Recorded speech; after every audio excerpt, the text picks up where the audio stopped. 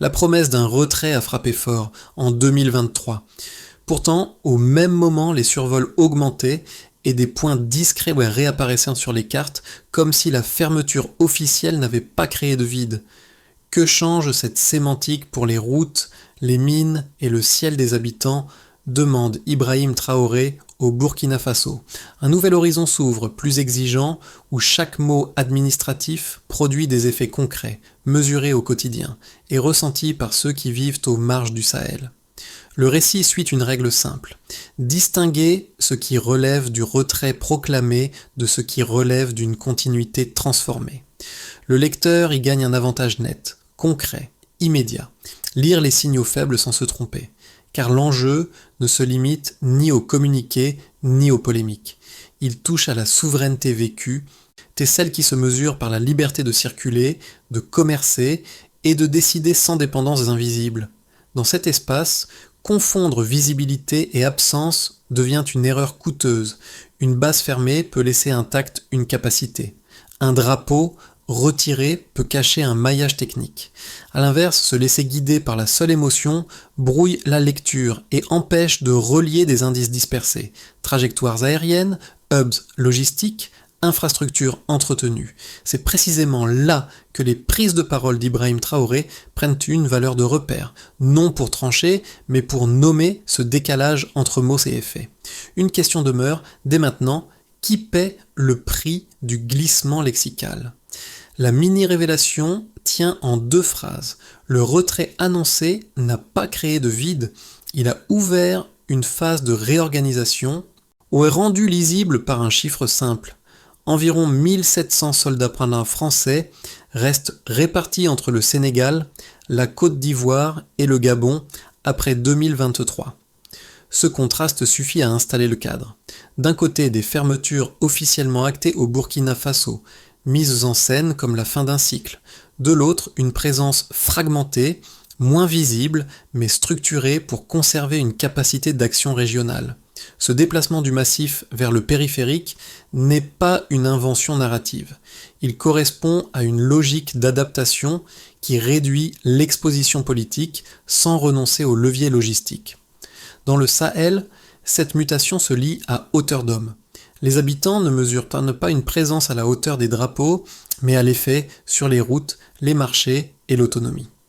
Quand les convois quittent certaines bases sous l'œil des caméras, les populations observent simultanément des infrastructures qui changent de nom, des unités devenues conseillers et des survols présentés comme coopératifs dont la fréquence semble augmenter. La forme bouge, la géométrie demeure. Pour comprendre l'enchaînement, il faut regarder la séquence plutôt que l'annonce. Les fermetures ont été suivies de créations administratives plus légères, moins de communiqués, davantage de procédures techniques. Les frontières ne sont plus marquées par des emblèmes, mais par des trajectoires aériennes et des hubs logistiques. Ce glissement du visible vers le discret brouille le public lointain, mais il clarifie la lecture de ceux qui vivent sous ces trajectoires. Donc c'est dans cet espace que les prises de parole d'Ibrahim Traoré prennent une résonance particulière. Lorsqu'il parle de repositionnement plutôt que de départ, il ne formule pas seulement une accusation, il s'aligne sur une observation concrète. Les flux persistent, les infrastructures restent prêtes, les dépendances ne s'effaceront pas. La question centrale se resserre alors. Comment une présence peut-elle changer de vocabulaire sans changer d'effet ? 2 scènes, modestes mais décisives, permettent de donner un visage à cette reconfiguration silencieuse. La première se déroule à la périphérie de Ouagadougou. Une mère raconte la disparition de son fils, tombé lors d'un affrontement contre des insurgés. Dans son souvenir, ce drame coïncide avec une intensification des survols présentés comme stabilisateurs. Et elle ne conteste pas une stratégie, elle décrit une dissonance. La protection promise n'a pas empêché la circulation d'armes venues de loin, ni la persistance d'un danger quotidien. Son récit tient dans une phrase de fatigue, pas dans un slogan. Quand les mots changent, la douleur reste. La seconde scène vient d'un commerçant du Sud, habitué au marché transfrontalier. Il a appris à lire le ciel comme on lit un prix. par la répétition. Il observe que certaines trajectoires aériennes semblent suivre moins les zones d'affrontement les plus médiatisées que les axes économiques majeurs. Pour lui, la sécurité n'est pas un concept abstrait, elle se mesure à la possibilité de traverser une route sans être observé depuis un ciel qui ne relève pas du pays. Chaque survol devient alors un signal économique autant que sécuritaire, soit une information qui modifie un itinéraire, un horaire, une marge. Ces deux voies ne prouvent pas une intention cachée, elles révèlent un effet. Le langage officiel ne suffit plus à décrire l'expérience vécue. C'est ici que les interventions d'Ibrahim Traoré prennent un rôle de lecture. Relier des signaux faibles, flux, infrastructures, dépendance à une question simple de souveraineté quotidienne. En une phrase, le vocabulaire change, mais le coup reste local. Tout commence par une image qui semble définitive. En 2023, sous un soleil dur, les derniers convois français quittent officiellement certaines bases du Burkina Faso, les caméras fixent la poussière, les communiqués parlent de fin de cycle, et le récit dominant insiste sur une transition assumée. Pour un public éloigné, la scène ressemble à une rupture nette, presque théâtrale. Sur place, l'atmosphère évoque plutôt un changement de décor. Le départ est visible, mais l'espace qu'il laisse derrière lui paraît trop organisé pour devenir un vide. L'activation vient ensuite, discrète et rapide. Quelques semaines à peine après ces départs médiatisés, des anomalies apparaissent dans l'ombre. Des cartes satellites recommencent à afficher des repères modestes, là où l'on parlait de fermeture. Des bâtiments surgissent à un rythme inhabituel dans des zones déjà connues pour leur valeur logistique. Des structures annoncées comme fermées accueillant encore des personnels qualifiés, désormais désignés comme instructeurs ou conseillers. Le vocabulaire change, la fonction reste reconnaissable. Ce n'est pas un déploiement massif, c'est une mécanique d'ajout successif, si léger qu'il passe sous le radar de l'annonce officielle. La montée vers le point de tension se fait sans fracas, aucun symbole spectaculaire, aucune colonne visible sur des centaines de kilomètres. Pourtant, des indices s'accumulent comme des grains de sable qui finissent par bloquer une roue. Des hangars modernisés capables d'accueillir rapidement des appareils, des pistes aériennes entretenues alors que leur usage n'est plus revendiqué, des survols présentés comme coopératifs dont la fréquence semble augmenter sur des axes précis. Pris isolément, chaque élément paraît neutre. Ensemble, ils dessinent une continuité fonctionnelle, plus difficile à contester précisément parce qu'elle se présente comme technique. Le cœur du crescendo se trouve dans la divergence de perception. Les habitants observent que les trajectoires aériennes semblent privilégier des routes commerciales plutôt que les zones d'affrontement les plus médiatisées. Les transporteurs modifient leurs itinéraires, rallongent des trajets, déplacent des horaires. Les radios locales relient des faits jusque-là perçus comme séparés. Une base rebaptisée, un convoi discret, un nouveau point sur une carte, une surveillance accrue d'un axe économique. La notion de coopération cesse d'être un mot neutre, elle devient directionnelle, orientée, presque instrumentale. Le point de bascule survient lorsque ces signaux faibles sont nommés à voix haute. Quand Ibrahim Traoré affirme que les puissances ne partent pas mais se repositionnent, ces mots ne déclenchent pas seulement une polémique, ils produisent une reconnaissance. Beaucoup y entendent la formulation claire de ce qu'ils observent sans toujours parvenir à l'articuler. La déclaration agit comme un révélateur. Elle transforme une accumulation diffuse en lecture cohérente. Et cette cohérence, une fois installée, est difficile à effacer par un simple communiqué. Les répliques s'installent aussitôt dans un duel de cadrage. Dans les capitales occidentales, la ligne officielle se maintient, il ne s'agit plus d'une présence militaire classique, mais d'un appui régional ajusté. Sur le terrain, les effets continuent de s'additionner. Les infrastructures modernisées pivotent vers le cœur du Sahel. Les survols se densifient sur des couloirs logistiques. Les patrouilles signalées prennent une régularité qui dépasse l'exception. La présence devient plus diffuse, mais plus durable, c'est parce qu'elle se distribue en réseau plutôt qu'en base centrale. À la fin de cette séquence, un nouvel équilibre se dessine. Il n'a pas besoin de drapeau. Il repose sur des capacités aériennes prêtes à l'emploi, des hubs logistiques, une administration du discret. Ce modèle politiquement moins coûteux est aussi plus difficile à contester car il se présente comme un ensemble de procédures plutôt que comme une stratégie. Et c'est précisément cette temporalité étirée, Activation silencieuse, montée cumulative, réplique durable, et qui rend le phénomène difficile à saisir pour ceux qui ne vivent pas sous ses effets quotidiens. Avant les annonces de départ, la présence était visible et concentrée. Après le retrait proclamé, elle devient plus diffuse mais mesurable autrement. C'est cette bascule du déclaratif vers le discret qui permet de quitter le débat d'opinion pour entrer dans une lecture structurée. Plutôt que de chercher un symbole, il faut suivre 3 repères chiffrés, limités mais révélateurs, qui montrent comment une architecture peut réduire son empreinte tout en préservant ses capacités. Un premier repère s'impose.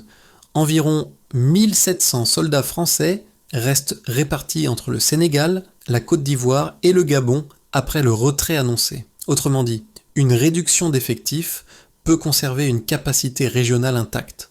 Ce chiffre ne prétend pas résumer l'ensemble. Il sert de clé. Une présence peut diminuer en volume sans disparaître en puissance. En se fragmentant géographiquement, elle réduit la visibilité politique directe, mais maintient une profondeur stratégique. Saint-Hélas n'est plus l'image d'une base massive.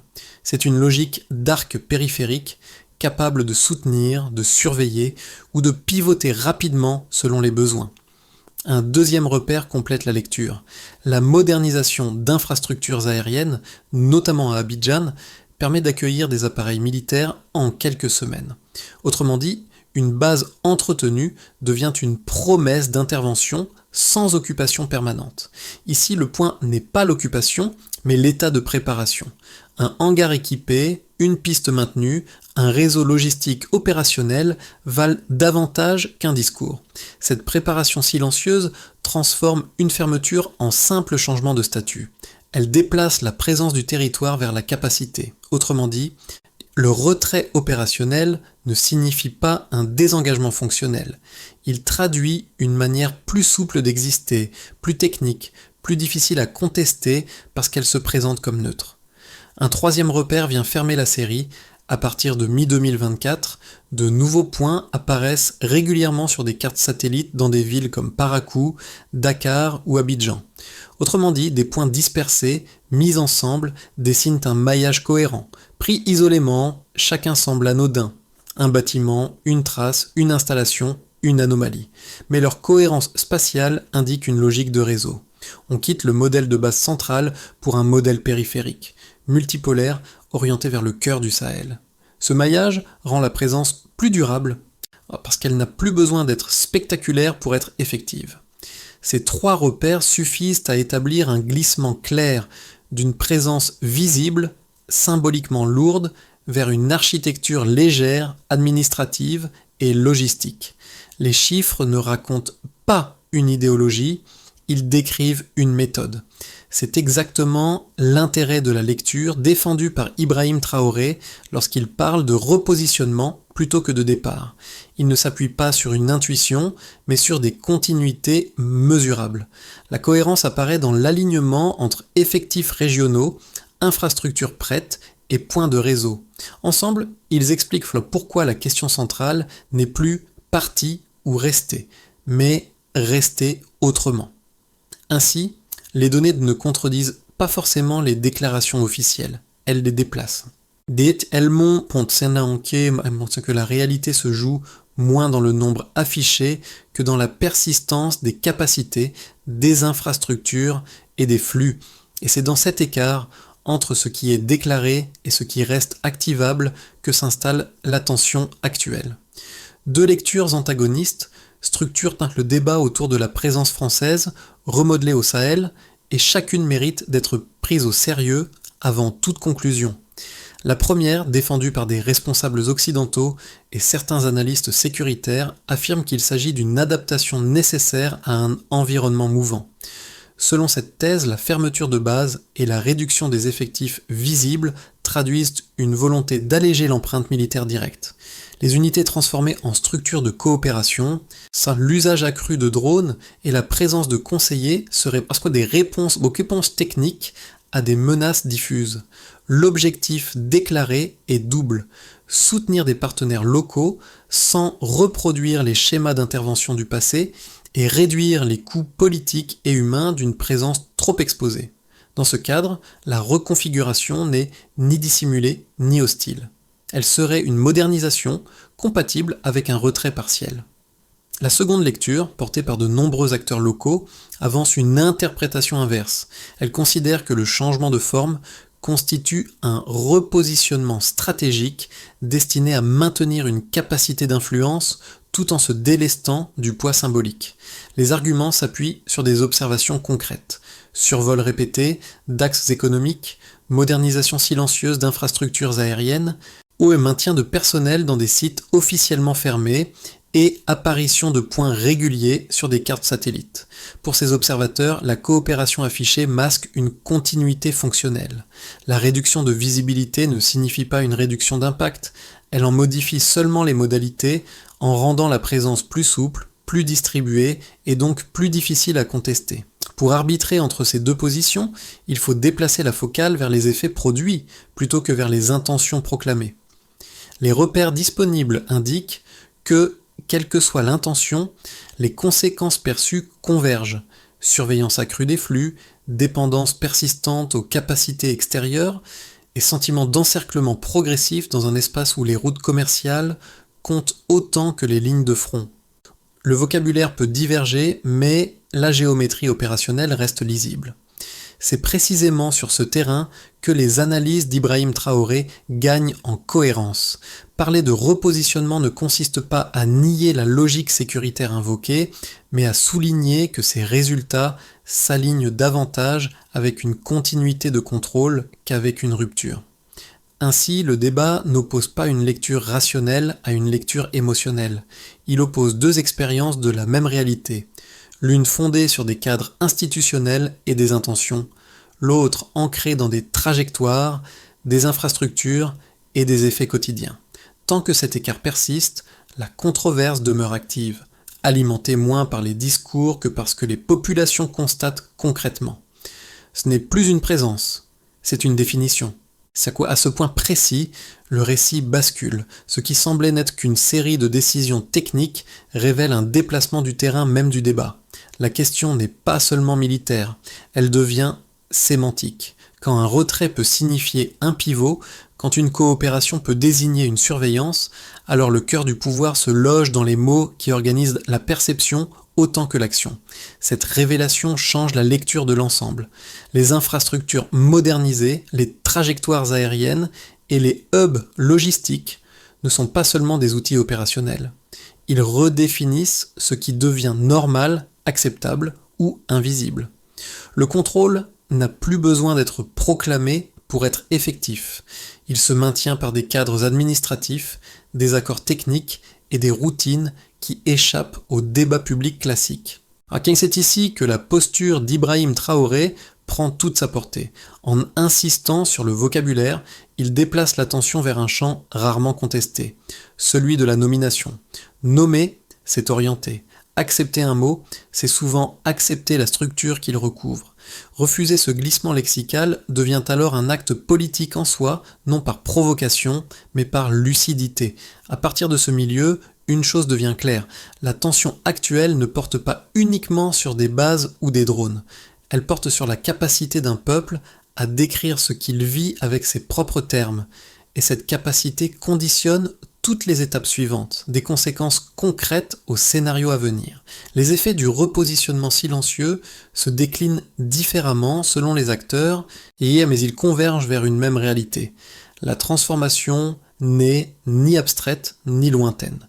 Elle s'inscrit dans des gestes quotidiens et redessine des équilibres déjà fragiles, parfois sans que les institutions puissent en maîtriser le rythme.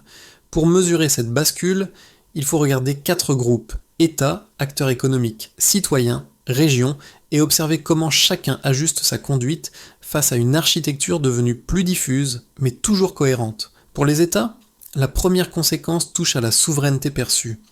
Lorsqu'une partie de l'espace sécuritaire semble structurée par des hubs extérieurs, la décision nationale apparaît conditionnée.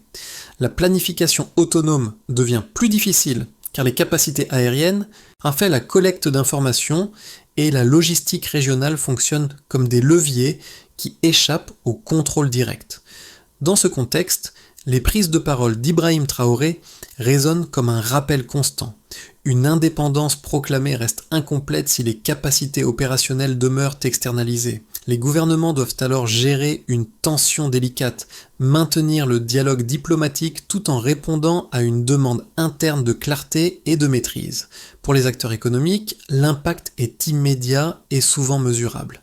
Les transporteurs et commerçants observent une surveillance accrue sur certains axes marchands, ce qui modifie les flux et augmente les coûts logistiques. Des itinéraires sont contournés, d'autres rallongés, et cette incertitude se répercute sur les prix, les délais et la confiance. La stabilité promise par le discours sécuritaire peut produire un paradoxe, une moindre prévisibilité économique, car chaque signal venu du ciel devient une donnée à intégrer dans le calcul d'une route ou d'un stock. Dans un système déjà vulnérable, ces ajustements répétés finissent par peser lourd. Du côté des citoyens, les conséquences prennent la forme d'une accumulation de signaux faibles. Un drone aperçu, une base rebaptisée, une route évitée, un convoi discret. Autant d'indices qui rappellent qu'une présence peut persister sans se nommer comme telle. La peur n'est pas toujours l'émotion dominante, c'est plutôt une vigilance contrainte, une fatigue de l'attention permanente. Cette normalisation de la surveillance nourrit une méfiance croissante envers les mots de coopération et de partenariat, désormais perçus comme ambigus. Le quotidien se réorganise autour de précautions ordinaires. Choisir un horaire, éviter une zone, écouter une radio locale, ajuster un trajet. À l'échelle régionale, la conséquence la plus structurante est géopolitique. L'alignement de points logistiques entre plusieurs capitales dessine un arc orienté vers le cœur du Sahel. Vu depuis l'intérieur, cet ensemble ressemble moins à une aide ponctuelle qu'à une architecture durable. Les partenaires parlent d'adaptation. Les observateurs sahéliens y lisent une continuité sous un autre nom.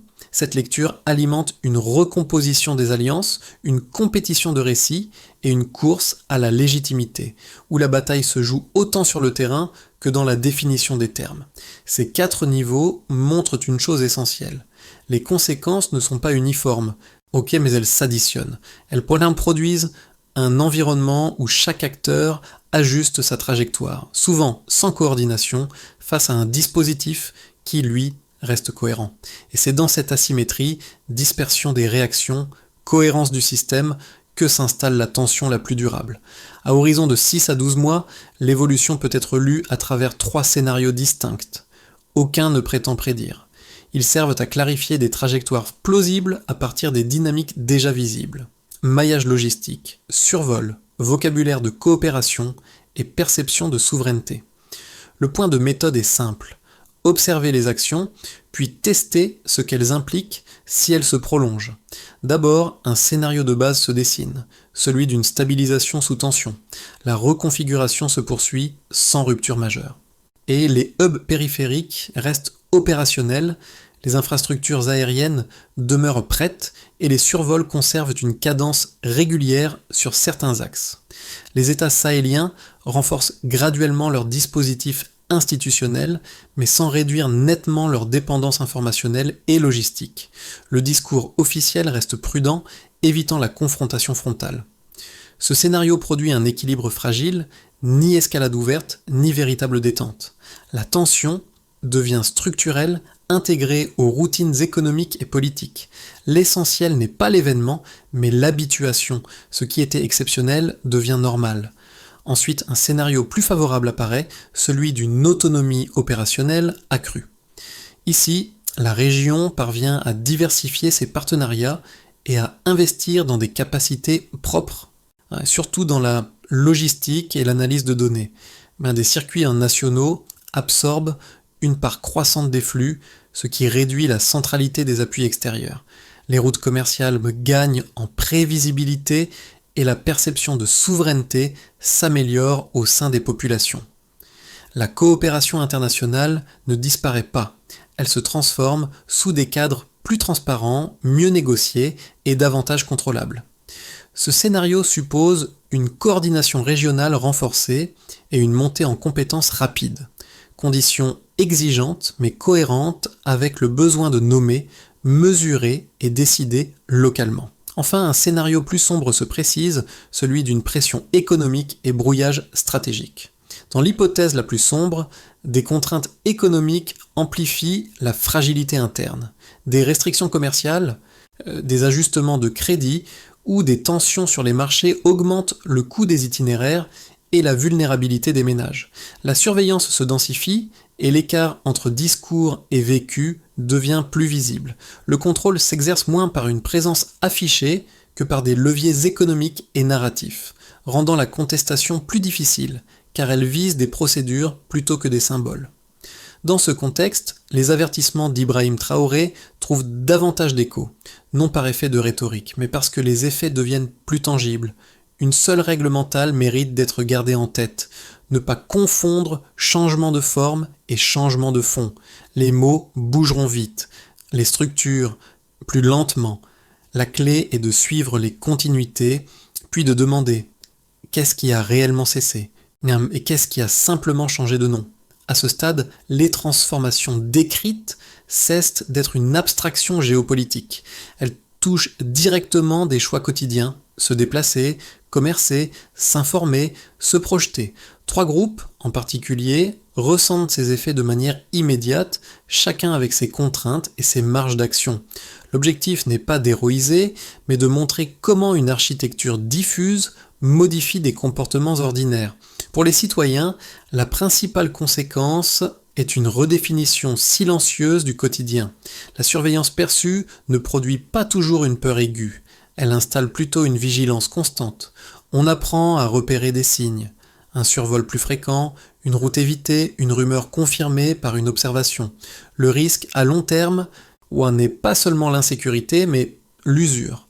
L'habituation à une présence invisible qui finit par sembler normale. Un levier simple consiste à renforcer des circuits d'information locaux fiables, radios communautaires, réseaux civiques, médiateurs, capables de distinguer les faits observables des narrations intéressées. La clarté réduit la panique et limite la manipulation. Pour les jeunes générations, la situation fonctionne comme un révélateur. Étudiants, apprentis, jeunes travailleurs vivent une double tension. L'incertitude qui freine les projets et l'émergence d'un débat plus exigeant sur souveraineté, technologie et responsabilité politique. Leur atout est l'agilité. Ils peuvent créer des espaces d'analyse, clubs, ateliers, médias numériques, où l'on apprend à lire une carte, à vérifier une source, sans à comprendre une trajectoire. Même modestes, ces pratiques construisent d'une culture critique, sans laquelle aucun repositionnement ne peut être interprété correctement. Pour les acteurs économiques locaux, l'impact est d'abord logistique. Les transporteurs et commerçants réagissent en ajustant les itinéraires, en répartissant les risques, en mutualisant l'information. Des réponses pragmatiques existent. Partage d'alertes entre opérateurs, diversification des routes, constitution de petites réserves pour amortir les ruptures. Aucun geste n'annule la contrainte, mais l'ensemble réduit la vulnérabilité. Pris isolément, ces leviers semblent faibles. Ensemble, ils transforment une vigilance subie en attention organisée. Transformer la lucidité en capacité d'action suppose une démarche structurée, progressive et mesurable. Sans prétendre résoudre toutes les tensions, une feuille de route en 4 étapes permet de passer du constat à la mise en œuvre, en associant État, acteurs civils et milieu économique. L'objectif n'est pas la confrontation, mais la maîtrise, réduire l'écart entre ce qui est déclaré et ce qui est observable. Sur les 6 premiers mois, la priorité est de renforcer la maîtrise informationnelle, créer des cellules indépendantes de suivi et de cartographie capables d'analyser survol, infrastructures et flux transfrontaliers. Produire des rapports périodiques accessibles aux institutions et aux médias locaux. Mesure, fréquence de publication et qualité des données vérifiables. Cette approche rejoint l'insistance d'Ibrahim Traoré. Nommer précisément ce qui est observé pour éviter que le vocabulaire impose la réalité. Et c'est sur la première année, il faut ensuite consolider des corridors économiques internes, identifier les axes sensibles, diversifier les itinéraires, renforcer des hubs logistiques nationaux et soutenir les marchés transfrontaliers essentiels. Mesure, réduction des interruptions non planifiées et stabilité des volumes échangés. L'enjeu est simple, si les routes deviennent prévisibles, la souveraineté économique gagne en épaisseur. Entre 6 et 18 mois, l'enjeu devient de construire une autonomie technologique ciblée. Former des analystes locaux capables de traiter des données satellitaires et aériennes via universités techniques et académies spécialisées. Créer des protocoles nationaux d'analyse non dépendants de sources externes. Mesure, nombre de techniciens certifiés et production d'analyse nationale régulière. Ici, la compétence devient un bouclier. Elle réduit l'opacité. Enfin, sur les 6 à 12 mois à venir, il s'agit d'instituer un dialogue régional structuré.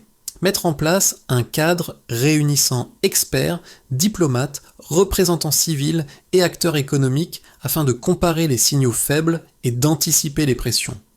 Mesures, décisions conjointes, fréquence des réunions, mécanismes de partage d'informations.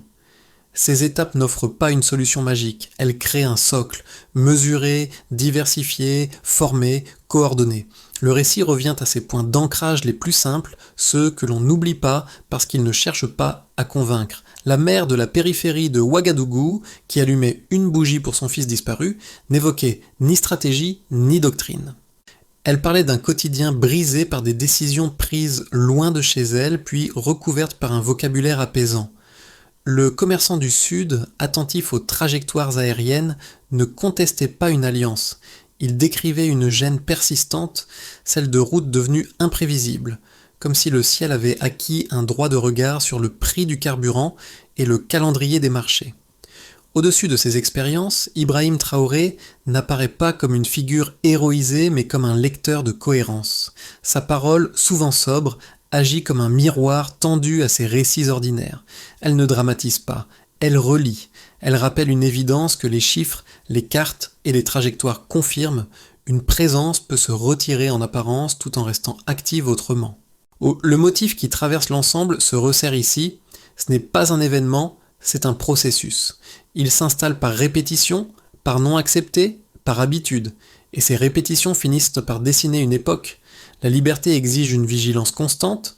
À l'issue de ce parcours, une dynamique se détache. Le public ne cherche pas seulement des certitudes, il cherche des clés de lecture. Dans les marchés, les radios locales, les conversations familiales et les espaces numériques, les récits circulent, se corrigent et se confrontent. Cette circulation est déjà un acte important. Elle empêche les transformations silencieuses de s'installer sans être vues. Elle réduit le pouvoir de l'ambiguïté, car une société qui compare ses observations garde une marge de décision. Prendre part à cette attention collective ne suppose ni expertise technique, ni posture militante. Il s'agit d'écouter, de vérifier, de relier, partager une analyse rigoureuse, questionner un terme trop vite accepté, demander ce que recouvre une annonce officielle. Ce sont des gestes simples, mais cumulativement puissants. Ils élargissent l'espace du débat sans l'enfermer dans l'affrontement, et ils rendent plus difficile le glissement où les mots avancent plus vite que les structures. Dans ce contexte, Ibrahim Traoré apparaît comme un repère parmi d'autres, non parce qu'il impose une vérité, mais parce qu'il insiste sur la nécessité de nommer. Or, nommer avec précision, c'est déjà résister à l'invisibilité. La question reste volontairement ouverte, sans urgence artificielle ni réponse imposée. Comment souhaitez-vous participer ? C'est à votre échelle, à la manière dont cette transition sera comprise et transmise.